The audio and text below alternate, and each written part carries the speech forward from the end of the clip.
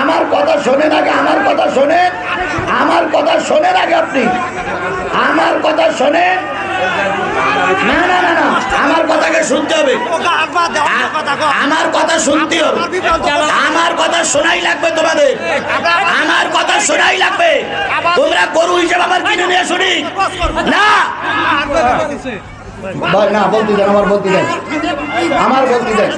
এই যে রৌফ ভাই বলেছে না টাকা ছাড়া বক্তা আসেনি, এটা বক্তাদের একটা দুর্নাম, এটা বক্তাদের একটা দুর্নাম। আমি টাকা নিয়ে আসিনি, কথা ভুল কথা। আমি টাকা না না রাখেন, রাখেন, রাখেন, বলেন না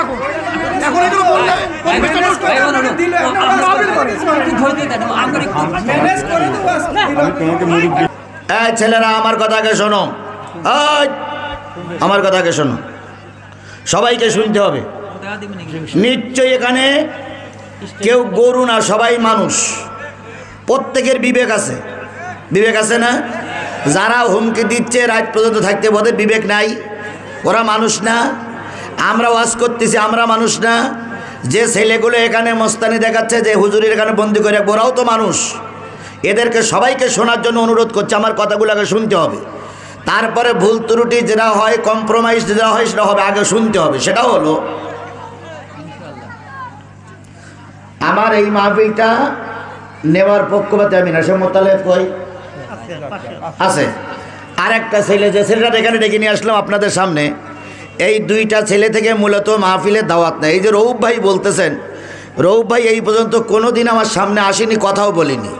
এক, দুই নম্বর কথা হচ্ছে, আমার দাওয়াত নেওয়া হলো জোহরের পরের থেকে আসর ওয়াক্ত পর্যন্ত, সেই হিসাবে পোস্টারও ছাপানো, মাওলানা আজিজুল ইসলাম জিহাদি বাদ জোহর হইতে শুরু। এটা কিন্তু এখানে তাই লেখা আছে, কি হইতে শুরু বলেন, এখানে বাদ জোহর হইতে শুরু। তাহলে আমার কথায় আর পোস্টারের কথায় মিল আছে? বলেন মিল আছে কিনা? আমি দাওয়াত নিছি জোহরের পরের থেকে কোন পর্যন্ত? আসর ওয়াক্ত পর্যন্ত। এরপরে পোস্টারও করা তাই। এবার রৌফ ভাই এসে বলে গেলেন টাকা ছাড়া বক্তা আসেনি, সম্পূর্ণ মিথ্যা কথা। টাকা ওই যে ছেলেরা টাকা নেছে, ওই যে ছেলেরা টাকা নেছে। এই রৌফ ভাই, আপনি আগে আমার কথা শোনেন, আমার কথা শোনেন আগে, আমার কথা শোনেন, আমার কথা শোনেন আগে, আপনি আমার কথা শোনেন। না না না না, আমার কথাকে শুনতে হবে, আমার কথা শুনতে হবে, আমার কথা শোনাই লাগবে তোমাদের, আমার কথা শোনাই লাগবে। তোমরা গরু হিসেবে আমার কিনে নিয়ে শুনি না না, বলতে দেন, আমার বলতে দেন, আমার বলতে দেন। এই যে রৌফ ভাই বলেছে না টাকা ছাড়া বক্তা আসেনি, এটা বক্তাদের একটা দুর্নাম, এটা বক্তাদের একটা দুর্নাম। আমি টাকা নিয়ে আসিনি, কথা ভুল কথা। আমি টাকা না না রাখেন, রাখেন, রাখেন, বলেন না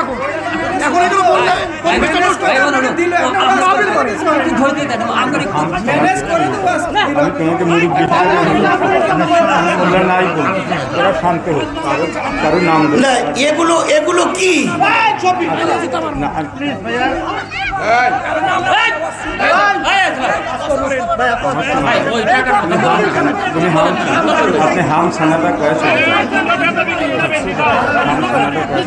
কি বললো শোলে, ও জুতো মারবে।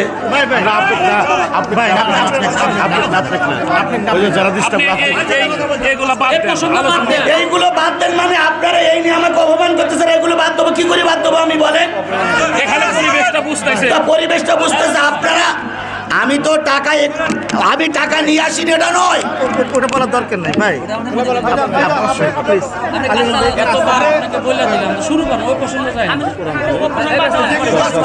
সবাই বুঝতে পারছে। আপনার কথা বলেন, লাস্টে এক কথা বলা নাকি পরিবেশটা করালেন। ধৈর্যশীলকে আল্লাহ পছন্দ করে। সবাই বসছি, আমরা সবাই বসছি। আমাদের সম্মান, আলিম ভাইয়ের সম্মান আপনার।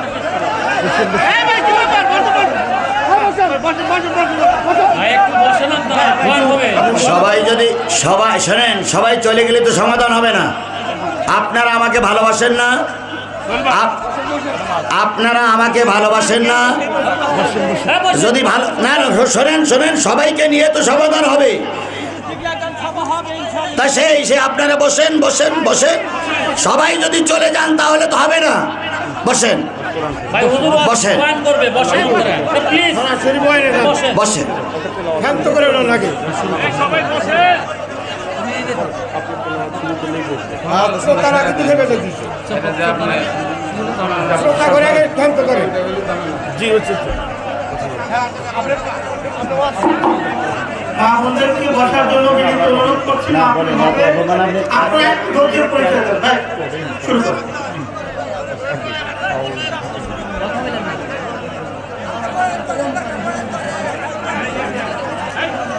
আর একটা সাউন্ড হবে না পড়া। আর একটা সাউন্ড হবে।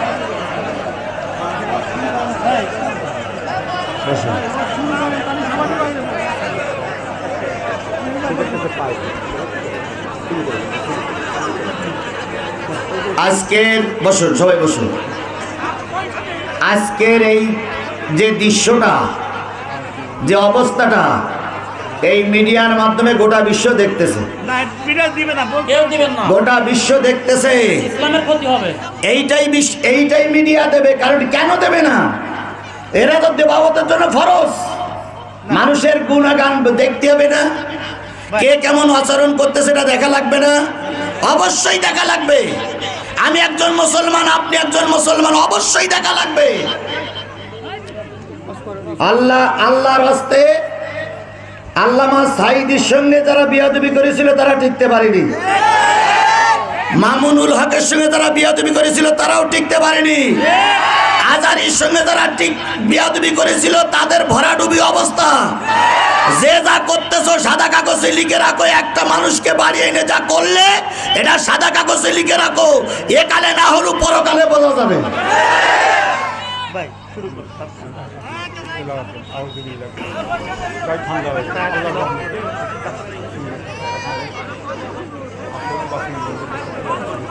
ঠান্ডা হয়েছে ইনশাআল্লাহ।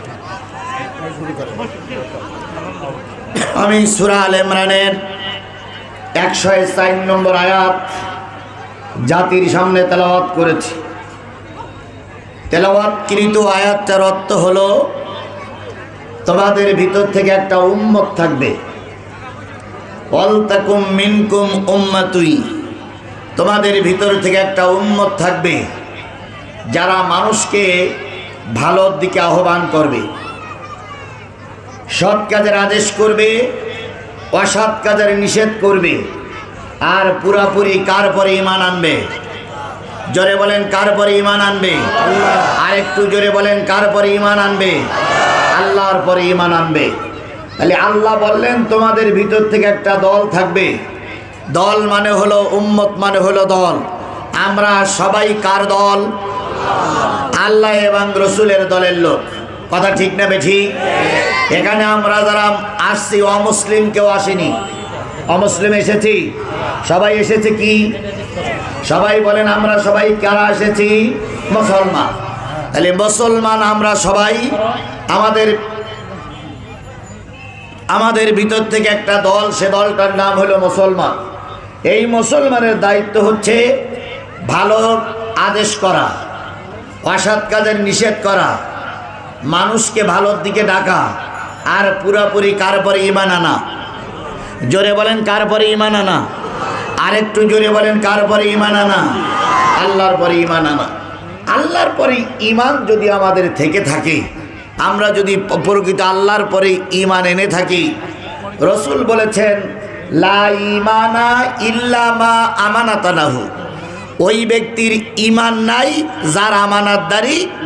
এই কথা বলেন না কেন? যে ব্যক্তির আমানতদারি নাই তার কি নাই? আরো জোরে বলেন, যার আমানতদারি নাই তার কি নাই?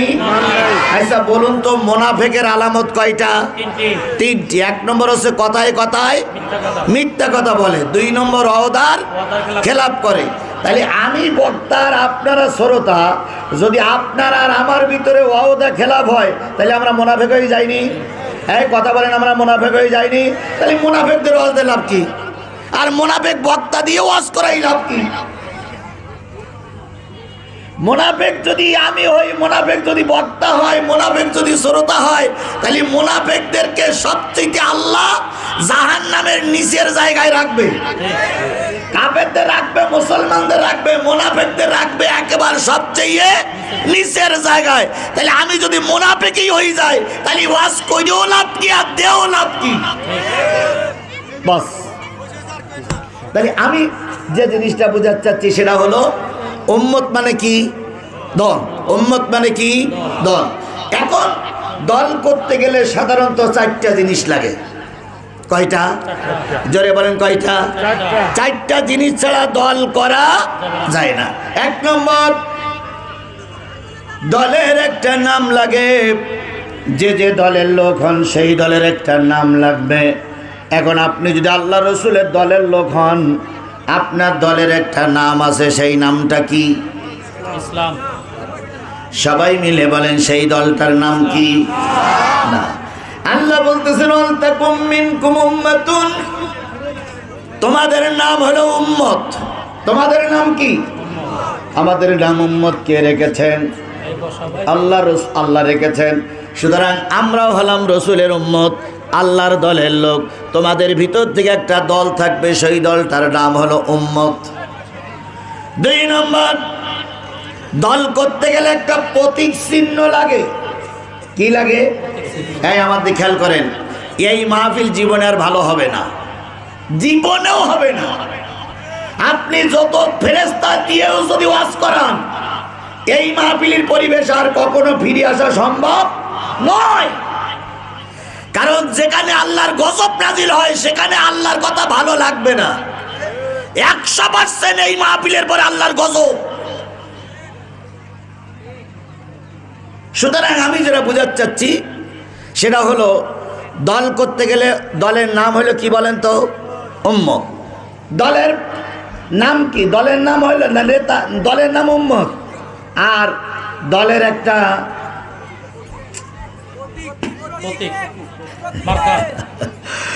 প্রতীক চিহ্ন কি?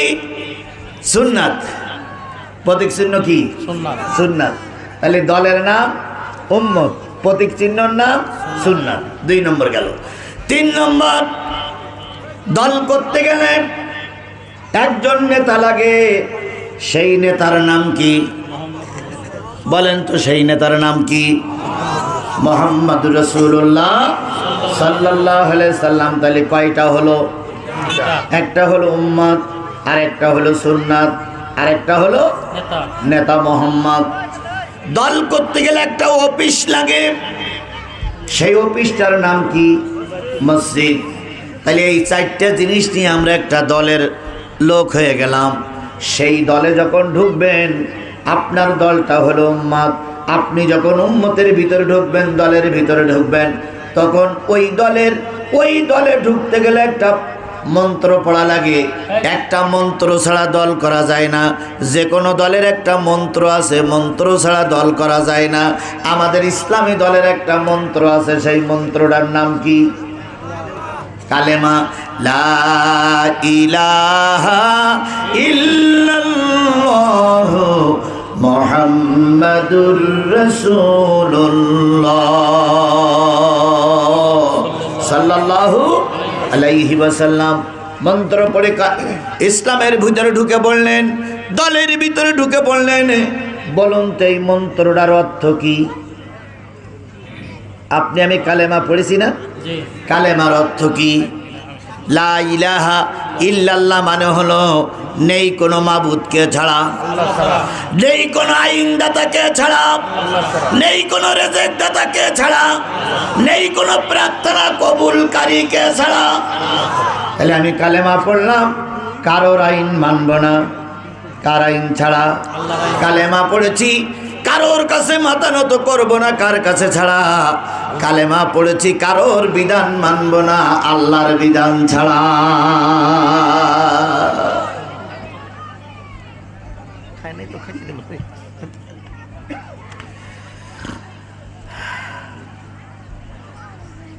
তাহলে আমি কালেমার মন্ত্রের অর্থ বুঝলাম। কারোর আইন চলবে না, কার আইন ছাড়া। কারোর হুকুম চলবে না, কার হুকুম ছাড়া। কারোর কাছে কোনো সাহায্য চাইব না, কার সাহায্য ছাড়া। এই কথাগুলো যদি আপনিও বলেন, আল্লামা সাঈদীর যে দশা হয়েছে আপনারও সেই দশাই হবে। তাহলে আল্লাহর আইনে বলা যায় কারোর বিধান মানব না, আল্লাহর বিধান ছাড়া যদি আপনি মুসলমান হন, এই কালেমা পড়ে যদি আপনি মুসলমান হন, আপনার কথায় আর কাজে কেন মিল থাকবে না? আপনার কথায় কাজে যদি মিল না থাকে, আপনি ওই ইসরায়েলের ইহুদি হন। কারণ ইহুদিদের কথায় কাজে মিল থাকা কথা নয়, কথা বলেন ঠিক না ঠিক? ইহুদিদের কথায় কাজে মিল নাই, তোমার আর আমার কথায় কাজে যদি মিল না থাকে, তাহলে মুসলমান হয়ে নাম লাভ কি? মুসলমানের নামটা পরিবর্তন করে হিন্দুর খাতায় নাম লেখাও।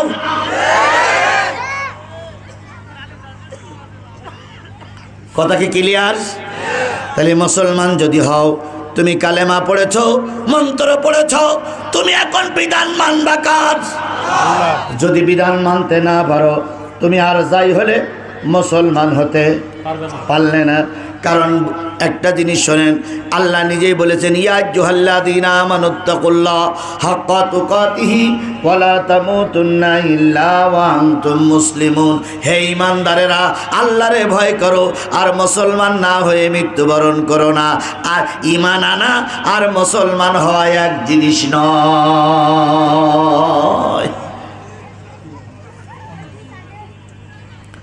পৃথিবীর বহুত লোক চলে গেছে, আবার বহুত লোক বেঁচেও আছে, আছে না? সম্ভবত নিশি বয়রা একটা মাহফিল হয়েছিল, আপনারা কেউ ছিলেন সেখানে? নিশি বয়রা ছিলেন। এরকম একটা পরিস্থিতি ওখানে হয়েছিল, কিন্তু যে ব্যক্তি সবচেয়ে বেশি ভূমিকা পালন করে জিহাদির সঙ্গে কোরআনের সঙ্গে বেমানান ব্যবস্থা করেছিল, আল্লাহ কিন্তু রোড অ্যাক্সিডেন্ট সেটা তুলে নিয়েছে। আমি যে জিনিসটা বোঝাতে চাচ্ছি সেটা হলো, আমি মুসলমান, আমার কথায় আর কাজে মিল থাকা লাগবে। কথা বলেন, কথা বলেন, কথা বলেন। কি থাকা লাগবে? মিল থাকা লাগবে। যদি কথায় আর কাজে আমার মিল না থাকে, আমার মুসলমানের পরিচয় দিয়ে লাভ নাই। আল্লাহ আমাদের সহায়ক, আল্লাহ আমাদের বোঝার তৌফিক দান করুক। তাহলে যে জিনিসটা বোঝাতে চাচ্ছিলাম সেটা হলো আমি একটা দল করতে গেলে কয়টা জিনিস লাগলো? কালেমা পড়লাম, কালেমার অর্থ কয়টা? 4টা। এইবার কালেমার অর্থ বুঝে শুনে আমি এখন কোরআনের ছায়াতলে এসে গেছি, আমি একজন কি? মুসলমান। এইবার মুসলমান কিসের কর্মী? কোরআনের কর্মী। কোরআনের কর্মী যদি আপনি হন, আপনি যেই হন না কেন, আলেম হন, নেতা হন, আর কর্মী হন, আর মসজিদের ইমাম হন, মজ্জেন হন, আর যাই হন না কেন, আপনি যদি কোরআনের কর্মী হন, আপনাকে 6টা কাজ করা লাগবে। কোরআনের কর্মী কয়টা কাজ করবে? আপনারা সবাই কি কোরআনের কর্মী হতে চান? সবাই কি কোরআনের কর্মী হতে চান? তাহলে কয়টা কাজ করা লাগবে? জোরে বলেন, কয়টা কাজ করা লাগবে? আরো জোরে বলেন, কয়টা কাজ করা লাগবে? 6টা। 1 নম্বর, কোরআন বলতেছে, তুমি যদি আমার কোরআন কর্মী হয়ে থাকো, আমি কোরআন তোমার পরে নাজিল হয়েছি, তুমি আমাকে বেশি বেশি করে পড়ো। তাহলে কোরআনের 1 নম্বর দাবি কি? পড়ো। কোরআনের 1 নম্বর দাবি হলো পড়ো। আর কোরআনের সর্বপ্রথম আয়াত হচ্ছে ইকরা বিসমি রাব্বিকাল্লাযী খলাক। আমাকে পড়ো। আল্লাহ বললেন, পড়ো তোমার প্রভুর নামে, যিনি জমাট বাঁধা রক্ত থেকে তোমাকে পৃথিবীতে পাঠিয়েছেন, সেই রবের নামে পড়ো, রবের নামে পড়ো। এবার বলুন তো, সহি করে পড়বেন না ভুল পড়বেন? কিভাবে পড়বেন? বিশুদ্ধভাবে। আল্লাহ কোরআনে বললেন, ওয়ারাতিলিল কুরআনা তারতিলা, তাসবিদের সহিত সহি করে আমাকে পড়ো। তাহলে যত লোক শুনতে আইছেন, যত লোকের আওয়াজ দিছেন, প্রত্যেকটা লোকের কাছে কোরআনের দাবি কি বলেন তো? পড়তে হবে, শুদ্ধ করে পড়তে হবে। শুদ্ধ করে যদি পড়েন, কোরআনের দাবি আপনার 1 নম্বর আদায় হয়ে যাবে। সুতরাং আজকের এই মাহফিলের সবার কাছে দাবি হলো, সহি করে কোরআন তেলাওয়াত করা লাগবে, 1 নম্বর। 2 নম্বর, আমাকে বুঝে বুঝে পড়ো। কে বলছে? আল্লাহ। কোরআন বলতেছে আমাকে বুঝে বুঝে পড়ো। বলুন তো এমনি পড়া আর বুঝে পড়া কি এক জিনিস? আরো জোরে বলেন, এমনি পড়া আর বুঝে পড়া কি এক জিনিস? যারা বুঝে বুঝে পড়ে একদিন তারা সমাজের ভালো একজন আলেম হয়ে যায়।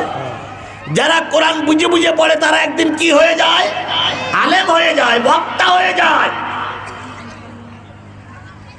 বাংলাদেশ জামাত ইসলামীর সম্মানিত কেন্দ্রীয় আমির নাম কি বলেন? নাম কি? উনি কি মাদ্রাসায় পড়া লোক না মেডিকেলে পড়া লোক? মেডিকেলে পড়া মানুষ আবার আমিরে জামাত হবে কেন? কি এরকম প্রশ্ন করা মৌলবী আমাদের সমাজে আছে না নাই? এই কথা বলেন, আছে না নাই? যে মেডিকেল পড়া মানুষ উনি পেট কাটবে, উনি মানুষের ভুঁড়ি কাটবে, উনি অপারেশন করবে, উনি আবার জামাতের আমিরি দায়িত্ব পালন করবে কেন? এরকম প্রশ্ন করা মৌলবী আমাদের সমাজে আছে না নাই? কেন তিনি সেখানে গেলেন? আবার উল্টো বুঝেন না, হয়তো কিছু লোক বিপক্ষের লোক থাকতে পারে, তারা হয়তো মনে করছে যে হুজুর বোধহয় জামাতের পাবলিসিটি করার জন্য আসছে না। আমি শুধু বোঝানোর জন্য বলছি, যেটা সত্য কথা সেইটা বোঝার জন্য চেষ্টা করুন। উনি ওই পর্যন্ত সর্বোচ্চ শিখরে এই জন্য পড়ে চলে গেছেন যে উনি প্রতিদিন আল্লাহর কোরআন আর রসুলের হাদিস বুঝে বুঝে পড়েছে। তুমি আর আমি কোরআনের 2 নম্বর দাবিটা মেনে নেই, আজকের থেকে কোরআন বুঝে বুঝে পড়ি, তাহলে 1 বছর পরে কয়টা আয়াত বুঝে পড়া হবে? এই কথা বলেন না কেন? 1 বছর পরে কয়টা আয়াত বুঝে পড়া হলো? 365টা। 1 বছর পরে কয়টা হাদিস বুঝে পড়া হলো? 365টা। তাহলে 365টা হাদিস আর 365টা কোরআনের আয়াত যদি বছরে পড়িয়ে শেষ করা যায় বুঝে বুঝে, 4, 5, 6 বছর পরে কোরআন শরীফ শেষ হয়ে গেল। আপনি যেখান থেকে সেখান থেকে কথা বলতে পারবেন, বাইরের বক্তা ভাড়া করে অপমান করা লাগবে না।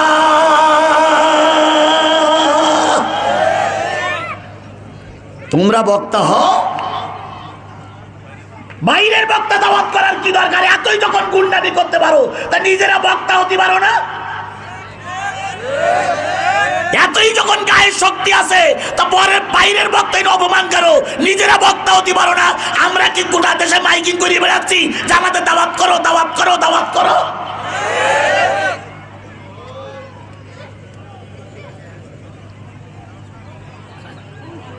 তোমাদের মতো লোকের দাওয়াত আমাদের দরকার নাই। 1টা 2টা থানার লোক দাওয়াত না করলে বক্তাদের অভাব হবে না। কথা বলে ঠিক তবে ঠিক? বাড়িয়ে মেয়েকে অপমান করেছো, প্রতিটা অপমানের দায়িত্ব আল্লাহর কাছে ছেড়ে দিয়ে গেলাম। প্রতিটার বিচার আবার আল্লাহ করবেই করবেই করবে, একালেও করবে, পরকালেও করবে।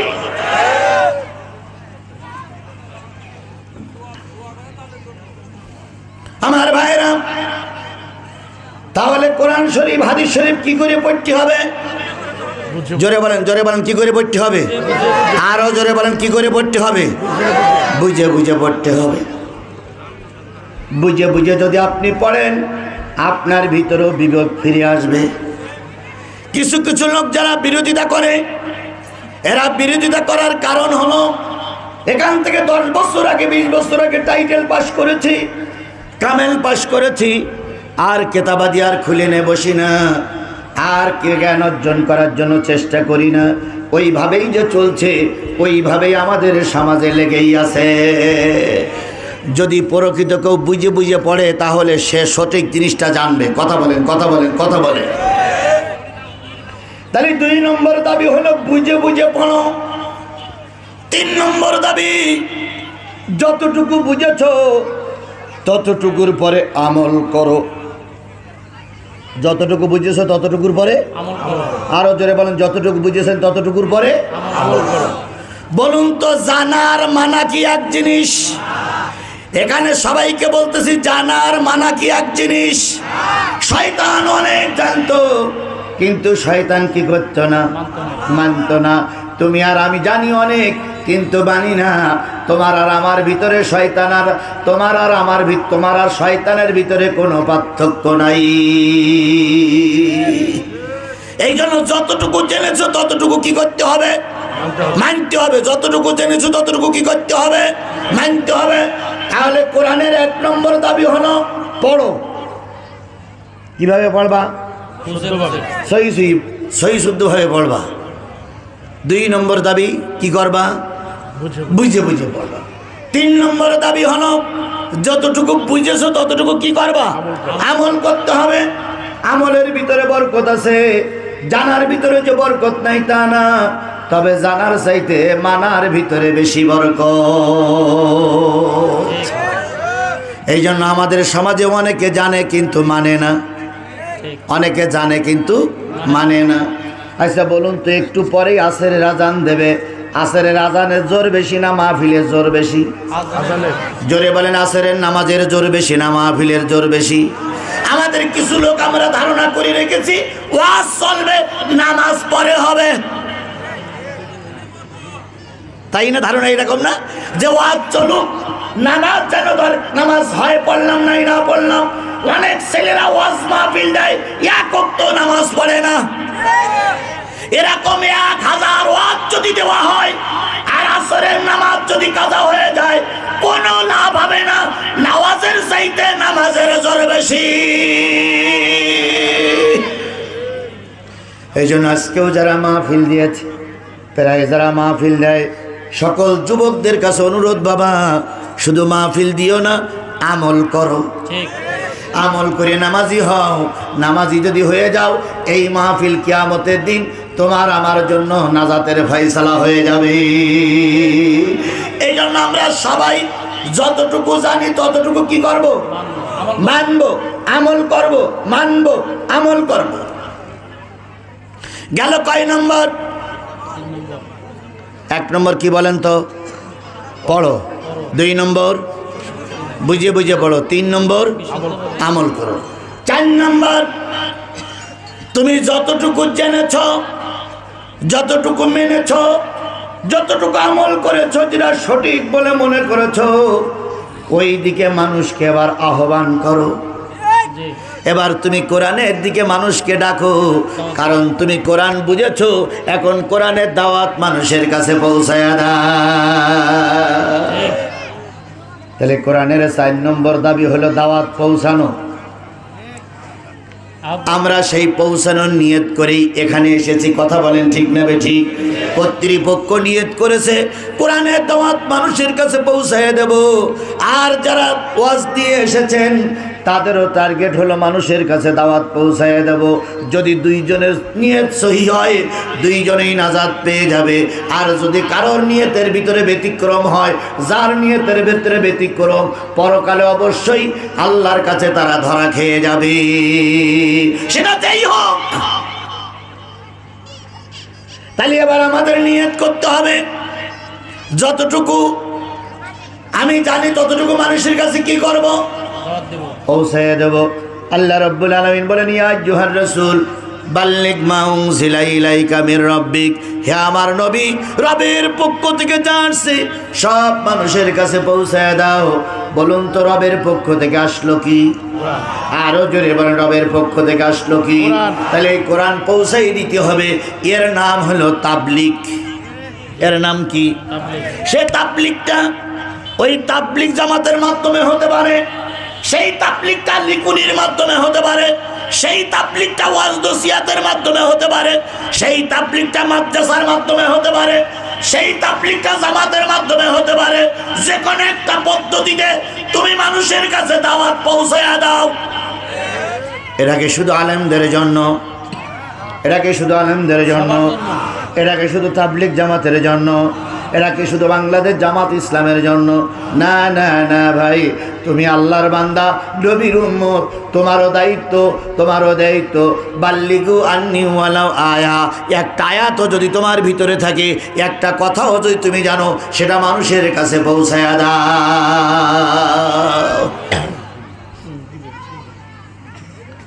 বাল্লিগু আন্নি ওয়ালাউ আয়া, একটা কথা, একটা বিধান যদি তোমার কাছে থাকে, মানুষের কাছে পৌঁছায়া দাও।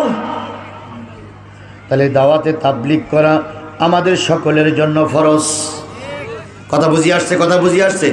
তাবলীগ করা সকলের জন্য কি ফরজ। এবার আসছেন তাবলীগ সেই পদ্ধতি হওয়া লাগবে যেই পদ্ধতিতে আল্লাহ রসুলকে নির্দেশ করেছিলেন, রসুল যে পদ্ধতিতে কাজ করেছেন তোমার আমার সেই পদ্ধতিতেই কাজ করা লাগবে। বাইরের কোনো পদ্ধতি হলে আল্লাহর কাছে গ্রহণযোগ্য নয়। আসরের ফরজ নামাজ কয় রাকাত? 4 রাকাত। এখন যদি কেউ মনে করে আজকে ওয়াজ শুনি অনেকটা নেকি হয়েছে, আরও 2 রাকাত আসরের নামাজ বেশি করে পড়ি, 6 রাকাত যদি কেউ পড়ে সওয়াব হবে না গুনাহ হবে? এক কথা বলেন না কেন, সওয়াব হবে না গুনাহ হবে? কারণ নামাজের পদ্ধতি কে বলে দিয়েছেন? আল্লাহ বলেছেন, রসুল বলেছেন, সুতরাং সেই পদ্ধতিতেই নামাজ হবে। এখন যদি মনে করেন আজকে অনেকক্ষণ ধরে ওয়াজ শুনলাম, অনেক কিছু দেখলাম, অনেক কিছু শুনলাম, অনেক কিছু বুঝলাম, অনেক কিছু হয়েই গেল, তাহলে আজকে নামাজ 2 রাকাত বাদ দেই, হবে না। এত কিছু হয়েছে নামাজ 2 রাকাত বাদ দেওয়া যাবে না? যাবে না। 2 রাকাত বাদ দেওয়া যাবে না, কারণ 4 রাকাত নামাজ পড়তে হবে আল্লাহর বিধান, রসুলের বিধান। সুতরাং 4 রাকাতের থেকে 2 রাকাত বাদ দেওয়াও যাবে না, আবার 2 রাকাত বেশি করে পড়া যাবে না। এর নাম হলো তাবলীগ। কিসের বিধান অনুসারে হবে? কোরআনের বিধান অনুসারে হবে, হাদিসের বিধান অনুসারে হবে। হাদিস কোরআন অনুসারে আপনাদের এই বিধান সমাজটা চলবে। এই যে থানায় আমরা মাহফিল করছি, এই থানাটার নাম কি? এনায়েতপুরীর মর্যাদা, এনায়েতপুরীর সম্মান, এনায়েতপুরীর প্রশংসা গোটা বিশ্বময় ছিল। দয়া করে এনায়েতপুরীর প্রশংসাটা নষ্ট করবেন না।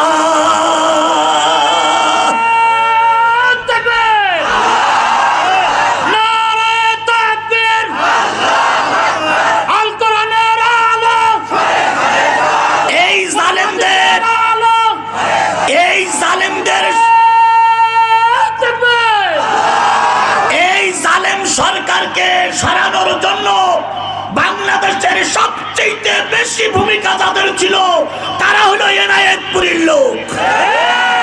এরা অস্বীকার করার কোনো সুযোগ নাই। একদিন কয়টা পুলিশ মারল? কয়টা? এই এনায়েতপুরীর মানুষ কয়টা? সেই সম্মানটা ধুলোর সঙ্গে মিশাইয়ে দিয়েন না। গোটা বাংলাদেশের মানুষ আপনাদের স্যালুট জানায়, গোটা বাংলাদেশের মানুষ আপনাদের সম্মান করে।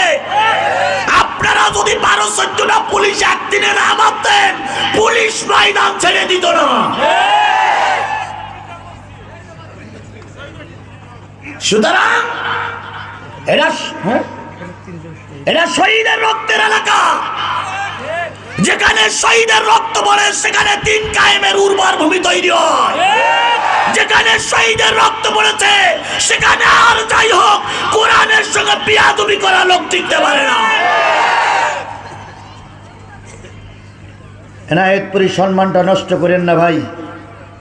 কালকে যখন মানুষ জানবে যে এনায়েতপুরীর লোক এই সেই, তখন ওরাই আবার বলবে এনায়েতপুরীর লোক এত ভালো এমন একটা কাজ করলো। সুতরাং এরা সম্মানিত থানা, এরা মর্যাদাশীল থানা। মর্যাদা ধরে রাখাটা খুব কষ্টের। কথায় বলে স্বাধীনতা অর্জন করা সহজ, স্বাধীনতা ধরে রাখা খুবই কঠিন। ছাত্রদের আন্দোলনের মুখে স্বাধীনতা এসেছে, এই স্বাধীনতা আমরা আর ক্ষুণ্ণ হতে দেব না। কথা বলেন ঠিক না? ঠিক। যেটা হয়ে গেছে গেছে, আমরা আপনারা সবাই মিলে আল্লাহর কাছে মাপ চাবো। যাদের ত্রুটির জন্য হয়েছে তাদেরকে আল্লাহ মাফ করুক, সেই সাথে আমাদেরকেও আল্লাহ মাফ করুক। আল্লাহ আমাদের সবাইকে ধৈর্যের সঙ্গে সবকিছু মোকাবেলা করার তৌফিক দান করুক। আমরা যদি আমাদের ব্যাপারটা না বুঝি কে বুঝবে? যেখানে ভারত আমাদের দেশটা দখল করার জন্য চেষ্টা করছে, যেখানে তৎকালীন সরকার বাইরে দিয়ে ষড়যন্ত্র করছে, যেখানে ইহুদি খ্রিস্টানরা আমাদের দেশটারে নিয়ে নেওয়ার জন্য তৎপর হয়ে গেছে, সেই সময় যদি টুপিওয়ালাদের সঙ্গে টুপিওয়ালাদের খারাপ আচরণ হয়, ইহুদিরা হাসবে, খ্রিস্টানরা হাসবে।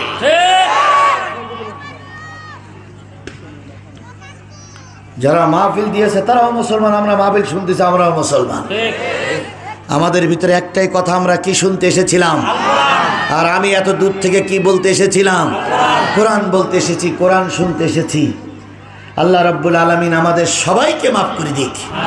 আমার ভাইয়েরা, তাহলে আপনাকে দাওয়াতে তাবলীগের কাজ করতে হবে কার নির্দেশ? আরো জোরে বলেন কার নির্দেশ? আরো জোরে বলেন কার নির্দেশ? গেল 4 নম্বর। 5 নম্বর কোরআনের দাবি, তুমি যদি প্রকৃত কোরআনের 4টি হক আদায় করে থাকো, তাহলে তোমার দাওয়াতে কাজ শুনে তোমার দাওয়াতের সঙ্গে সাড়া দিয়ে বহুত নারী আর পুরুষ এক জায়গায় হয়ে গেছে। ওই নারী আর পুরুষদেরকে জামাতবদ্ধ করে ফেলো।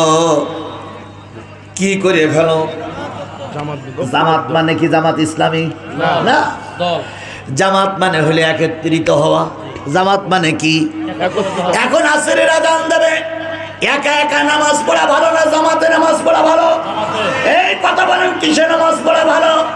খালি জামাত কারে বলে? অনেক লোক এক জায়গায় হইয়াছে নামাজটা আদায় করে, তারে বলে কি?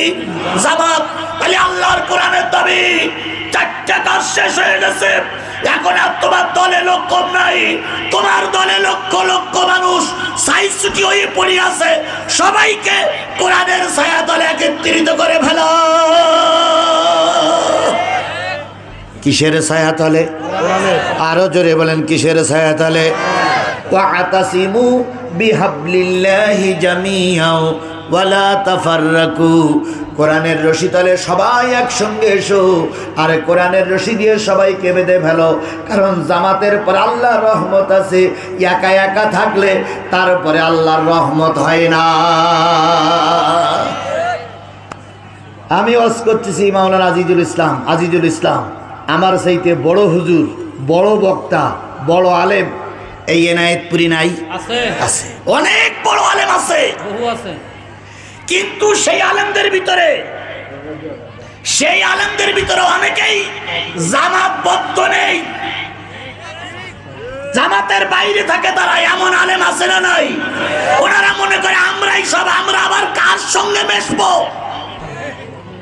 না তাবলীগের সঙ্গে মেশে, না চরমনাইয়ের সঙ্গে মেশে, না হেফাজতের সঙ্গে মেশে, না জামাতের সঙ্গে মেশে, কারোর সঙ্গে মেশে না। একা একাই 100। আচ্ছা বলুন তো, একা একা 100 হয়ে সমাজের কোনো পরিবর্তন করা যায়? কোনো পরিবর্তন করা যায়? আমি আপনাদের প্রায় উদাহরণ দিয়ে বুঝাই। বলুন তো ভাই, মসজিদ ভালো জায়গা না? এই ভালো জায়গা পরিষ্কার করার জন্য কি লাগে? ঝাঁটা। কি লাগে? ঝাড়ু বা ঝাঁটা।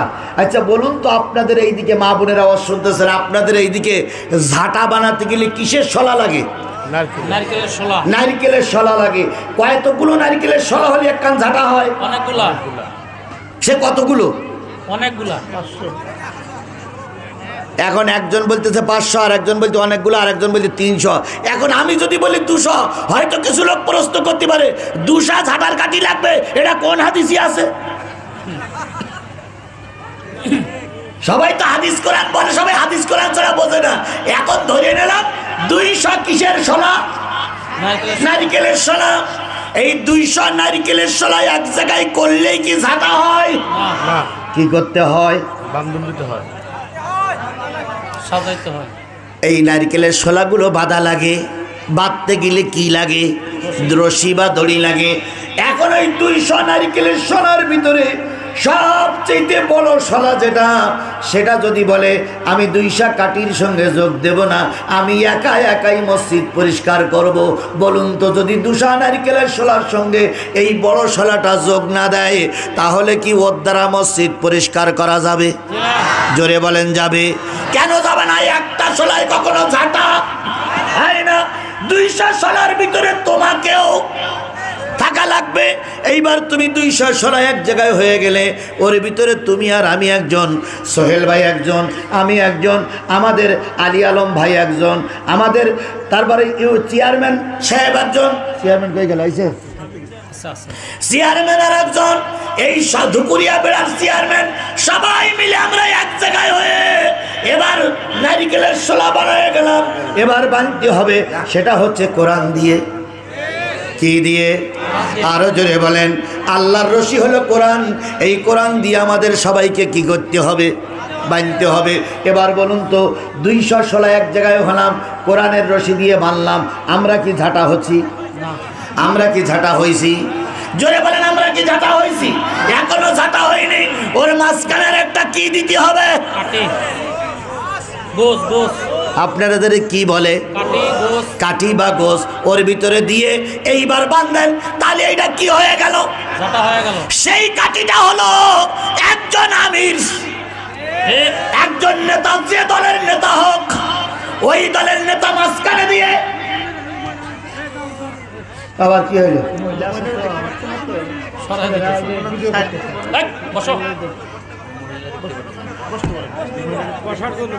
মহিলাদের দেখা লাগবে না, বসো না তোমরা। ওই দলের আমিরকে মাঝখানে দিয়ে যতগুলো শলা আছে সব শলাগুলো এক জায়গায় করে কিসের রশি দিয়ে বাঁধতে হবে? আরো জোরে বলেন, কিসের রশি দিয়ে বাঁধতে হবে? এবার হয়ে গেছেন আপনি জামাত। কথা কি বুঝাইতে পেরেছি? এইবার এই জামাত নামক ঝাঁটা দিয়ে, একটু উদাহরণটা মনে হয় শক্ত হয়ে যাচ্ছে। জামাতের সঙ্গে ঝাঁটার কথা বললে আবার জামাত আলোরা রাগ করবে না ভাই? এই জামাত নামক ঝাঁটা দিয়ে যদি চকিদারের হাতে ঝাঁটা কানে তুলে দেওয়া হয়, আর যদি বলা হয় ইউনিয়ন পরিষদ পরিষ্কার করো, পরিষ্কার করা যাবে না? যাবে না। যদি খাদেমের হাতে ঝাঁটা তুলে দিয়ে বলা হয় মসজিদটা পরিষ্কার করো, বলুন তো মসজিদ পরিষ্কার করা যাবে কি যাবে না? এই খাটিও না, কি বলে, একজন নাইট গার্ডের হাতে ঝাঁটা তুলে দিয়ে যদি বলা হয় হাই স্কুলটা পরিষ্কার করো, হাই স্কুল যেমন পরিষ্কার করা সম্ভব, জামাত নামক এই সংগঠনটা মজবুত করে যদি দেশ পরিষ্কার করার জন্য তাদের পরে দায়িত্ব দেওয়া হয়, তাদের দ্বারা এদেশের ময়লা দূর হওয়া সম্ভব।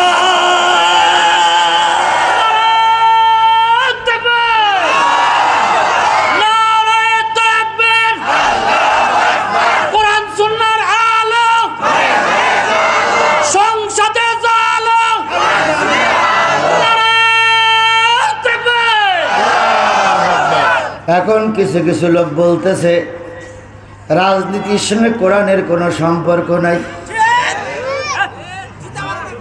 কে বলতেছে না? রাজনীতির সঙ্গে কোরআনের কোনো সম্পর্ক নাই, রাজনীতির সঙ্গে ইসলামের কোনো সম্পর্ক নাই। আমরা বুঝে নেব আসলে কোরআনের সঙ্গে তোমার সম্পর্ক নাই। যারা কোরআনের সঙ্গে সম্পর্ক রাখে তারা যদি মুসলমানের বাচ্চা হয়, তাদের জবান দিয়ে এ কথা বাহির হতে পারে না। ধর্মের সঙ্গে যদি রাজনীতির সম্পর্ক না থাকবে, তাহলে তোমার জন্মের সময় আজান দেওয়া লাগলো কেন? যদি ধর্মের সঙ্গে রাজনীতির সম্পর্ক না থাকবে, তোমার বিয়ের সময় মৌলবি দিয়ে বিয়ে পড়ানো হলো কেন? তাহলে সব জায়গায় তোমার মরার সময় ধর্ম কাজে লাগবে, বিয়ের সময় ধর্ম কাজে লাগবে, জন্মের সময় আযান দিয়ে ধর্ম কাজে লাগাবা, আর মরার সময় ইমাম দিয়ে জানাজা দেবা, আর রাজনীতি করতে গেলে ধর্মকে আলাদা করে দেবা। তোমার মতন বেয়াদব আমাদের দেশে দরকার নয়। কথা ক্লিয়ার? কথা ক্লিয়ার? কোরআনের 6 নম্বর দাবিটা বলবো? বলবো? রাগ করতেছেন আপনারা? যেটা হয়ে গেছে সেটা গেছেই, ও তো আর খুঁজে পাওয়া যাবে না। আগামীতে যখন কাজ করবে, যারা করবে তারা সাবধানতার সঙ্গে কাজ করবে ইনশাআল্লাহ। এখন যেটা গেছে গেছে ওটাই গেছে। এখন 6 নম্বর দাবি বলবো আপনাদের কাছে, শুনবেন তো সবাই? আমাদের সবচেয়ে বড় শত্রু কি? যদি বলেন নাউজুবিল্লাহ তো বললেন, আমরা কেবল একটু গোসাই গাছাই নিয়ে আসলাম, এখনই তাফসীরের মূল আলোচনা শুরু হবে। অমনি মুয়াজ্জিন কয় আল্লাহু আকবার। ঠিক কেন মুয়াজ্জিন 2 ঘন্টা পরে আযান দিতে পারল না? কেবল আর শুরু করলাম আর অমনি মুয়াজ্জিনের আযান। তার মানে মুয়াজ্জিন কি আমাদের জন্য চুপ করে বসে থাকবে? জোরে বলেন, চুপ করে বসে থাকবে? ওটা মুয়াজ্জিনের দায়িত্ব। কথা বলে ঠিক না? ঠিক। সুতরাং মুয়াজ্জিনের দায়িত্ব মুয়াজ্জিন পালন করবে, আমরা আমাদের দায়িত্ব ডিউটি পালন করছি ইনশাআল্লাহ। আর কেউ আছেন নাই? আর কেউ আছেন? আর কেউ? আচ্ছা, থাকলে নাম লিখে যাবেন। শোনেন, বড় অঙ্কের যদি কেউ থাকে নাম লিখাই দেন, আমি মোনাজাতের আগে নাম বলে দোয়া করে দেবো ইনশাল্লাহ। বড় অঙ্কের আর 10 টাকা 5 টাকা যদি থাকে এমনি দিয়ে দেন। বড় অঙ্কের 2000 5000 নামটা লিখাই রাখেন, আমার কাজ দিয়ে মোনাজাতের আগে আমি দিয়ে দেবো। বিশ্বাস করুন এই ছেলে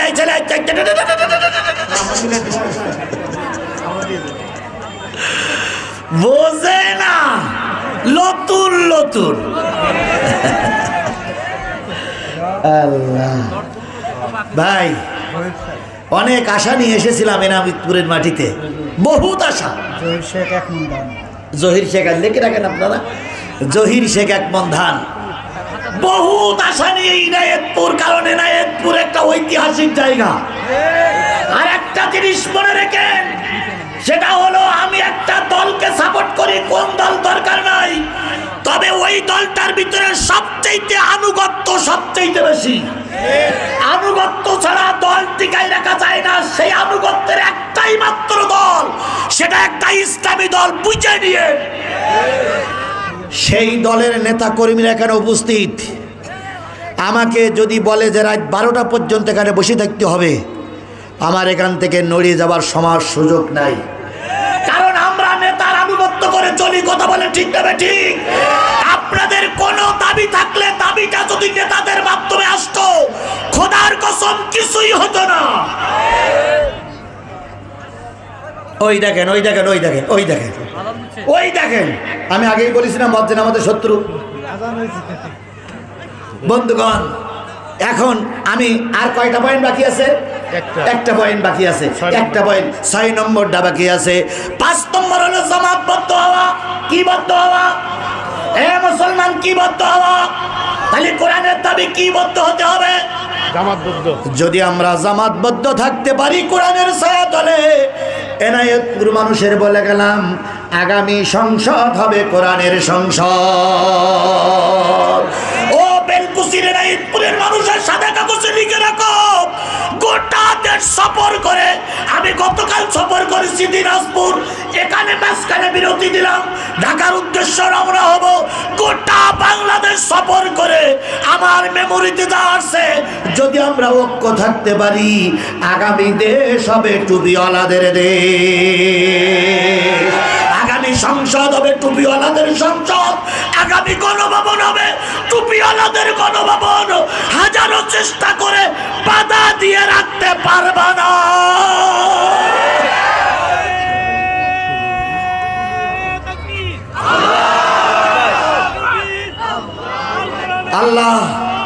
আল্লাহ আমাদের সেই পরিবেশটা দেখার তৌফিক দান করুক। তাহলে কোরআনের কয়টা দাবি? আরো জোরে বলেন, কোরআনের কয়টা দাবি? তার ভিতরে 1 নম্বর আমাকে কি করো? পড়ো। 2 নম্বর বুঝে পড়ো। 3 নম্বর আমল করো। 4 নম্বর আহ্বান করো। 5 নম্বর জামাতবদ্ধ হয়ে যাও, ঝাঁটা হয়ে যাও। ওই ঝাঁটা দিয়ে গোটা বাংলাদেশের ময়লা পরিষ্কার করা লাগবে। কিসের ঝাঁটা? আরো জোরে বলেন, কিসের ঝাঁটা? কোরআনের ঝাঁটার ছায়াতলে আমরা সবাই থাকবো কি থাকবো না? আরো জোরে বলেন, থাকবো কি থাকবো না? তাহলে কোরআনের ছায়াতলে এসে ঝাঁটা হয়ে গেলাম, মজবুত হয়ে গেলাম, জামাতবদ্ধ হয়ে গেলাম। এই জামাতবদ্ধ কোরআনের ছায়াতলে থেকে আমরা বাংলাদেশের যত প্রকার ময়লা আছে সব ময়লা ঝাঁটু দিয়ে পরিষ্কার করে বঙ্গোপসাগরে নিক্ষেপ করতে চাই। কথা বলেন, আরো জোরে বলেন, ঠিক না বে ঠিক? আমরা পুকুর খোর আর দেখতে চাই না, আমরা বালু খোর আর দেখতে চাই না, আমরা গাঁজা খোর আর দেখতে চাই না, আমরা সাদাবাজি আর দেখতে চাই না। আমরা চাই কিসের সমাজ? আরো জোরে বলেন, কিসের সমাজ? আর এই কোরআনের সমাজ তৈরি করতে গেলে একলা জিহাদির পক্ষে সম্ভব নয়, একলা সোহেলের পক্ষে সম্ভব নয়, সবাইকে একত্রিত হওয়া লাগবে। 5 নম্বর পয়েন্টের আলোচনা শেষ। 6 নম্বর, যদি এই সমাজ কোরআনের সমাজ তৈরি করতে চাও, কোরআন বললেন 5টা কাজ কি হয়ে গেছে? পালন করা হয়ে গেছে। এবার 6 নম্বর তোমাদের কাজ, কোরআনের বিধান সমাজে চালু করে দাও। মা বোনদেরকেও বলি, পুরুষ ভাইদেরকেও বলি, 6 নম্বর দাবি, কিসের বিধান চালু করা লাগবে? এবারে নায়েতপুরের মুসলমানেরা বলুন তো, কোরআনের বিধান কি আমার সমাজে চালু আছে? আরো জোরে বলেন, চালু আছে। চালু হোক, এটা কি আপনারা চান? চালু হোক, এটা কি আপনারা চান? এখানে যদি কোনো অমুসলিম ভাইও থাকেন, আপনাদের উদ্দেশ্য বলি, ভাই রে, যদি কোরআনের আইন চালু হয়, সবচেয়ে বেশি তোমরাই শান্তিতে থাকবা। এই জন্য আমাদের কোরআনের আইন চালুটা হোক, এটা কি আপনারা চান? কারা কারা চান এদেশে কোরআনের আইন চালু হোক? জোরে একটা তাকবীর দিবেন, নারায়ে তাকবীর, লিল্লাহে তাকবীর। আল কোরআনের আলো, আল হাদিসের আলো, তোমার নেতা আমার নেতা, দুনিয়ার মুসলিম, লিল্লাহে তাকবীর। আল্লাহ আমাদের এই দাবিটা পূরণ করে সোনার দেশটারে কোরআনের দেশ বানানোর তৌফিক দান করুক। আমরা যে ওয়াদা করলাম, এই ওয়াদা যেন আগামীতে আল্লাহ আমাদের স্মরণে রেখে চলার তৌফিক দান করেন। সকলে মিলে বলুন আমিন। আরো জোরে বলেন আমিন, আরো জোরে আমিন। আচ্ছা বলেন, আজকের মাহফিলে প্রধান অতিথি কেরা? আলী আলম ভাই, মাশাআল্লাহ, 10,000 বলে মনে হচ্ছে। আজকের মাহফিলের প্রধান অতিথি আমাদের গুরু, আপনাদের বস, আগামী দিনে এনায়েতপুর এবং বেলকুচির কান্ডারি জননেতা জনাব আলী আলম ভাই, 10,000 টাকা। জোরে বলেন মারহাবা। আল্লাহ আলী আলম ভাইকে সম্মানের সহিত, ইজ্জতের সহিত এই সমাজে মাথা উঁচু করে দাঁড়াই থাকার তৌফিক দান করুক। আর একটু জোরে বলেন আমিন, আরো জোরে আমিন, আরো জোরে। দেখেন, নেতা হওয়ার ভিতরে যতগুলো গুণের দরকার, তার ভিতরে একটা গুণ হচ্ছে নমনীয়তা। কি গুণ? নমনীয়তা। 2 জন নেতা আপনারা পাইছেন, একজন হচ্ছে বেলকুচির সাবেক উপজেলা চেয়ারম্যান, আর একজন হলো আগামী দিনের কান্ডারি। 2 জনের ভিতরে নমনীয়তা পাইছেন না পান নাই? নেতা ওই একজন সাধারণ লোকের পায়ে ধরে, এটা যেমন তেমন লোকের কাজ নয়। এতদিন পর্যন্ত চরমোনাই জামাতের বিরোধিতা করেছে, আর গতকাল সেই জামাতের আমির চরমোনার পীর সাহেবের কাছে গিয়ে মুসাফা করে দেশের জন্য দোয়া চেয়েছে। এর নাম ইসলাম, এর নাম ইসলাম, এর নাম ইসলাম। জামাতের আমির এবং চরমোনার শায়েখ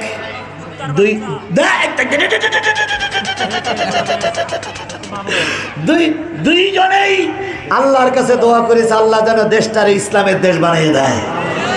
আমরা এই জিনিসটা শুধু মৌখিক ভাবে চাই না, আন্তরিক ভাবে চাই। শুধু অন্তরের ভাবে চাই না, আমরা যেন অনতি বিলম্বে জামাতের আমির এবং ইসলামী শাসনতন্ত্রের শায়েখকে এক মঞ্চে দেখতে পাই। আল্লাহ যেন 2 ইসলামী স্কলারকে এক মঞ্চে দেখার তৌফিক দান করেন। আরেকটু জোরে বলেন আমিন। চরমোনার পীর সাহেব আর জামাতের আমির যদি এক মঞ্চে আসে, বাংলাদেশের মুসলমানরা খুশি হবে না বেজার হবে?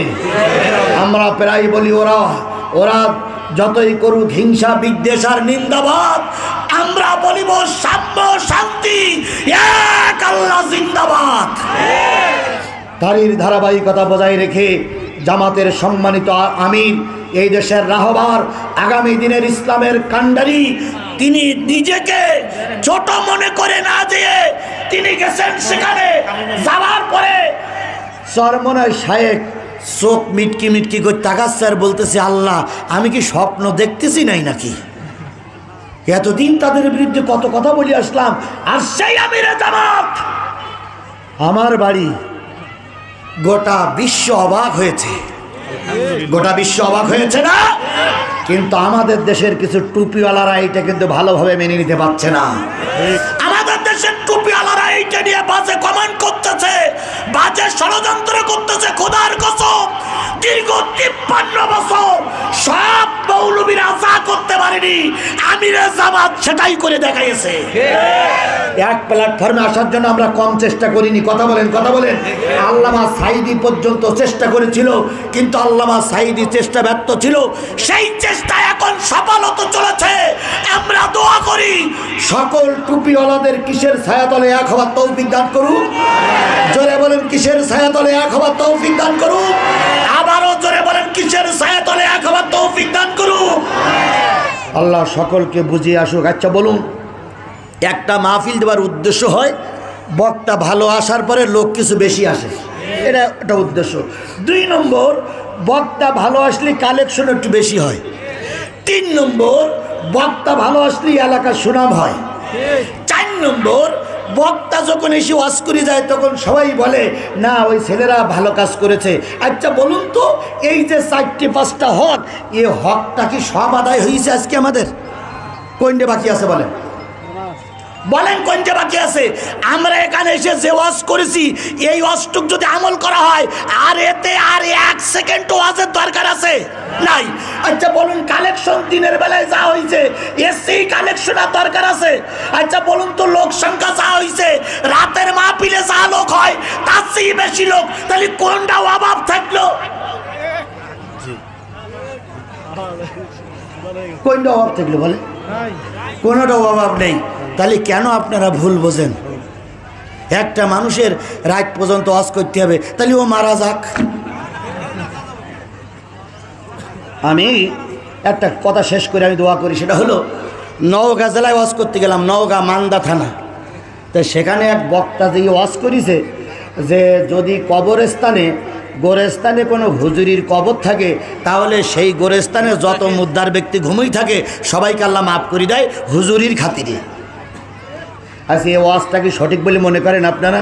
এখন ওই হুজুর আবেগের বসতে কমিটির থেকে কিছু হাতাই নেবার জন্য একটু পাম পট্টি দিয়েছে যে আমি একটা বড় হুজুর, আর এরকম একটা হুজুর কবর দেওয়া থাকে তাহলে সে কবরের স্থানের গোরে রাজা পাপ। এখন ওয়াজ হয়েছে রাত 1টা-1:30 পর্যন্ত, সবাই দিয়ে ঘুমাইছে, হুজুরও ঘুমাইছে, 2 জন সাগরেদেরও ঘুমাইছে। এখন ফজরের আজান হয়েছে, সাগরেদ আইছে, নামাজ পড়তে হুজুর আসেনি। এখন এইবার নামাজের পরে সভাপতি দাঁড়াই বলতেছে, ইমাম সাহেব হুজুর কালকে যে প্রধান বক্তাটা ওয়াজ করলে আপনার কি মনে আছে? কয় কি? কয় উনি বলেছে যদি কোনো কবরস্থানে যদি কোনো আলেমের লাশ কবর দেওয়া থাকে তাহলে সেই গোরস্থানের কবরে আযাব সবাই নাকি মাপ। তা আমাদের কবরস্থানে তো হুজুর কবর দেওয়া নেই, তো ওই হুজুরটার মেরিয়ে কবর দিলে কি হয়? দেখেন ওয়াজ কোন জায়গায় ঘাই লাগতেছে, এবার একটু বোঝেন। তো ইমাম সাহেব বলছে তা কথাটা মন্দ না, যথার্থই বলেছেন। তাহলে এক কাজ করেন, চলেন সবাই নামাজ পড়ি যাই, যে হুজুরের বুক টুক বেঁধে মেরি এখানে কবর দেয়। এখন হুজুরকে ওই মসজিদে আছে নেই, আছে 2 জন কি সাগরেদ তালবেলা। ওরা এই কথা শুনে জুতো পাইতে পারার সময় পানি সোজা দৌড়তেছে, যে বলতে হুজুর লাইন খারাপ। কেন? কাল রাত্রি কি ওয়াজ করেছেন? কয় এই ওয়াজ। কয় ওরা সিদ্ধান্ত নেছে আপনার মেরি কবর দেবে। তখন বলতেছে তালি পালা। 3 জন জুতো পায়ে দেওয়ার ব্যাটিং নেওয়ার সময় পাইনি, শুধু দৌড়াচ্ছে। এখন আপনাদেরকে নিয়ে হুজুর মেরে কবর দেওয়ার, তাই যদি না হয় সবটাই শেষ হয়ে গেছে। আল্লাহ আজকের দিন এই পর্যন্তই কবুল করুন।